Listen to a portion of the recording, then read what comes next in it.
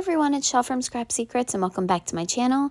Today is day 21 in the 2022 Countdown to Christmas series.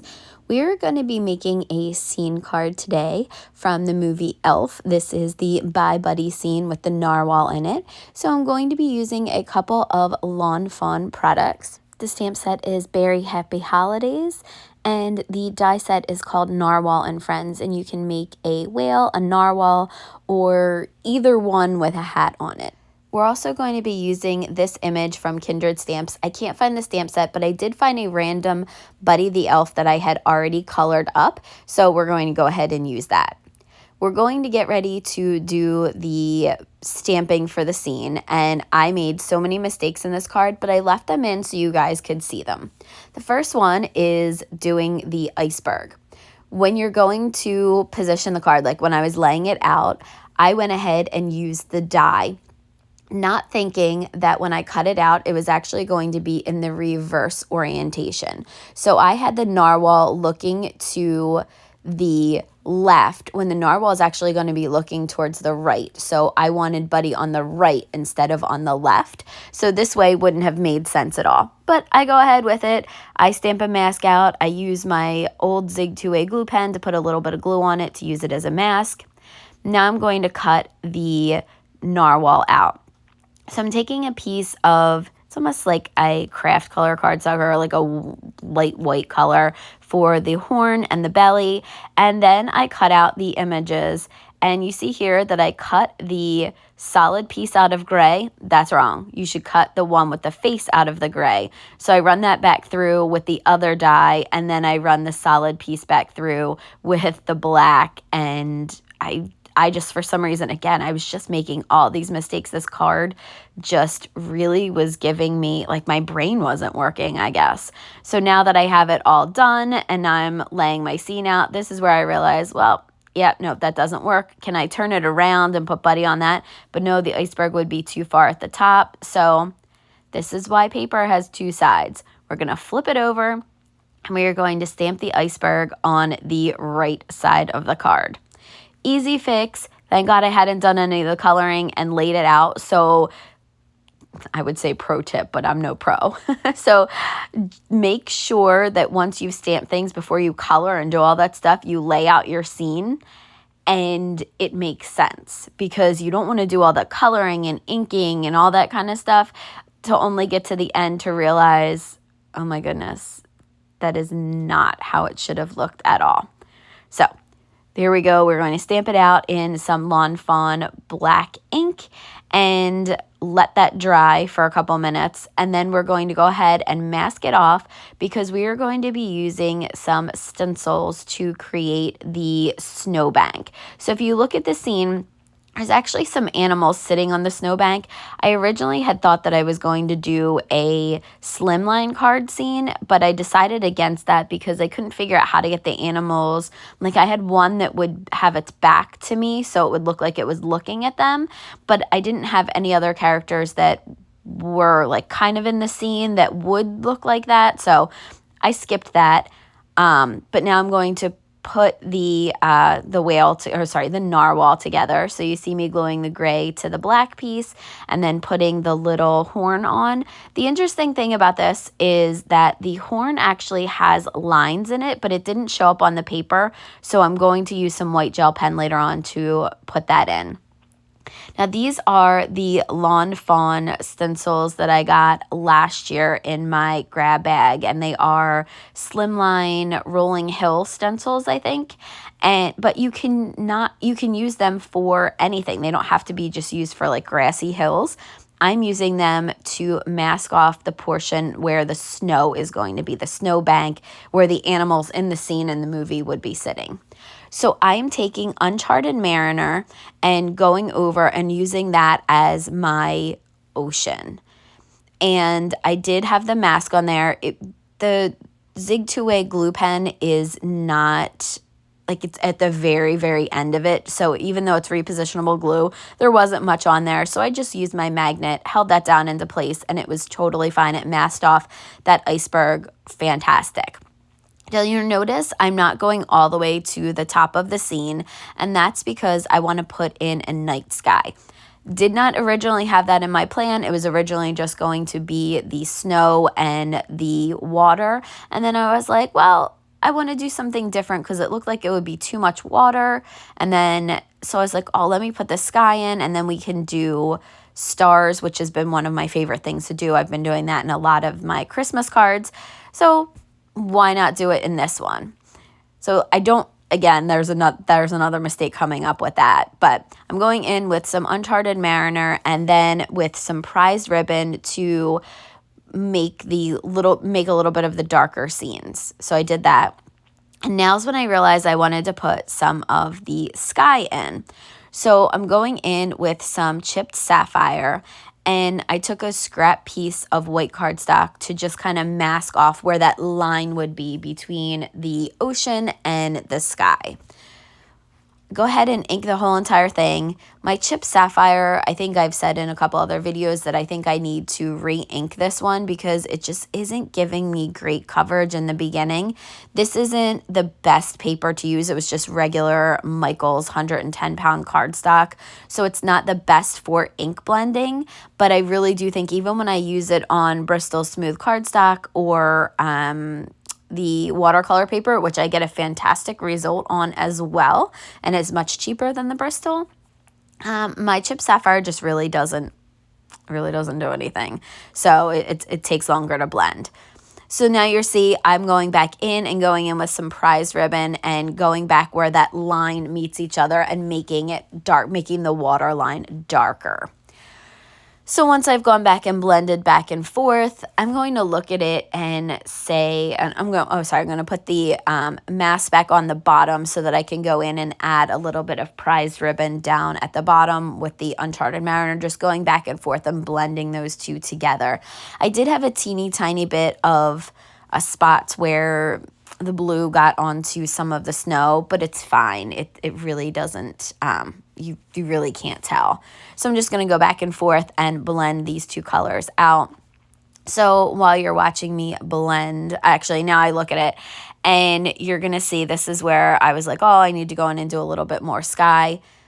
Go back in, do a little bit darker sky because I wasn't loving the way the two colors looked at next to each other. So I went back in and added some prized ribbon to tone it down a little bit.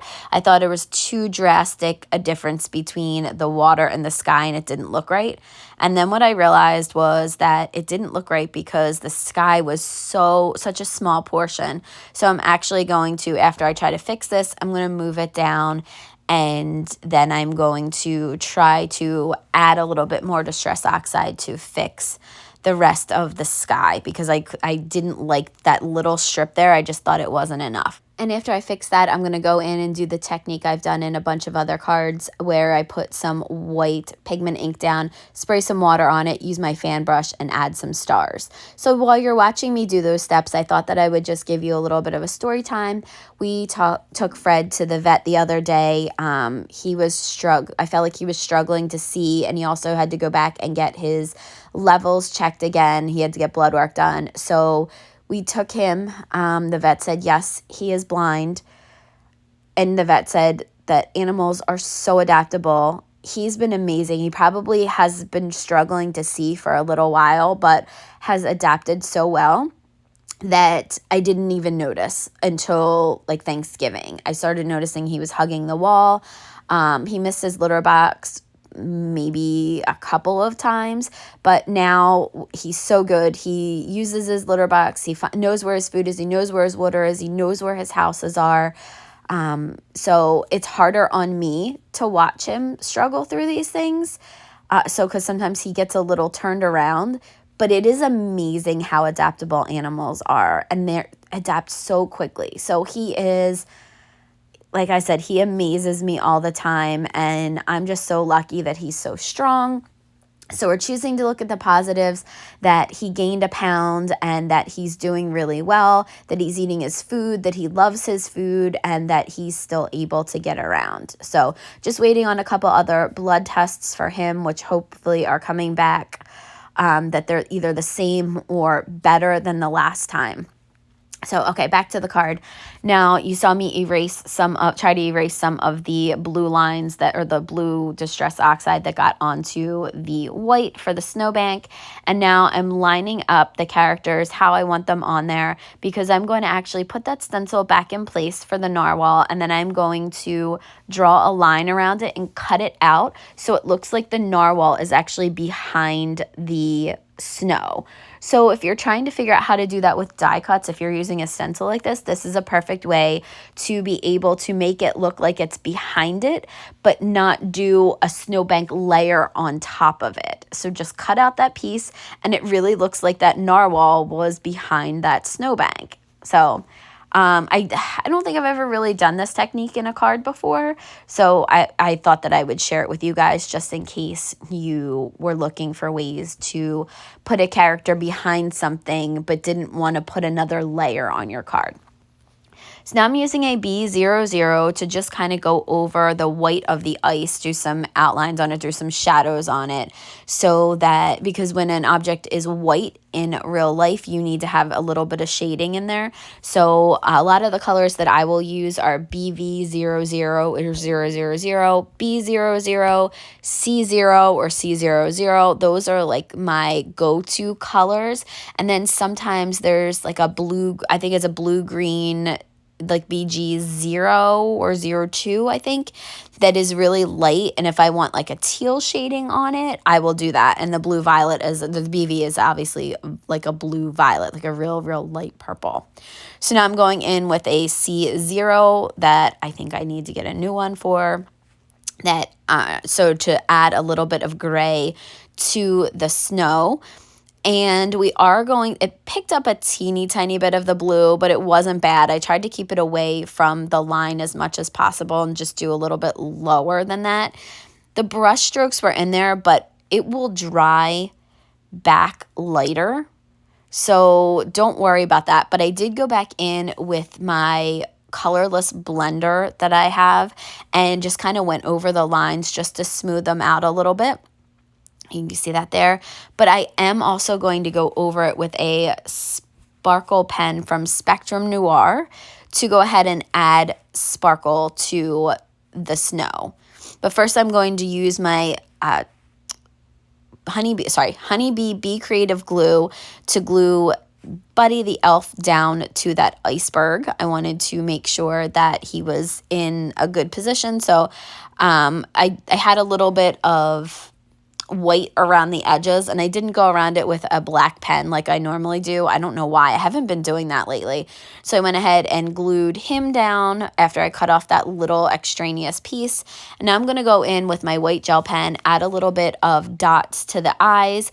I'm going to add the stripes to the narwhal's horn. I will come back later on and go ahead and do stars in the sky. I went and added eyelashes to the narwhal because I just think that looks so cute. It's just 3 little flicks of the black pen that I do. And there you go. I'm going to go in and add the little crosshairs, or like the little, I wouldn't even say they were stars. It should be like, they almost look like shine. I don't know, maybe they are stars. Just like shine to the scene. So I put a dot, and then I put like a crosshair on top of it. I put a couple of those in the sky to kind of make it be like shining stars, I guess. Maybe that's what it is. I don't know. So do a couple of those.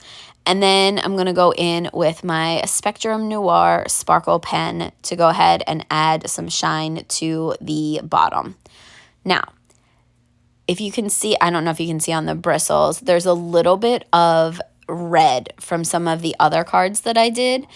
And a little bit of it transferred over to there, but it's really okay because I, tried to wipe it off as best as I could. It's okay. It just kind of makes it look like there's a little bit of a shadow there. But if your sparkle pen or whatever pen you're using has a little bit of color on it, try to wipe it off as best as you can before you go to there. I did wipe it off after that, but I think the tip might actually just be stained from some Distress Oxide. And then the last thing I'm going to do is I'm going to take that same Honeybee Bee Creative Glue with some ATG first, then some Honeybee Bee Creative Glue.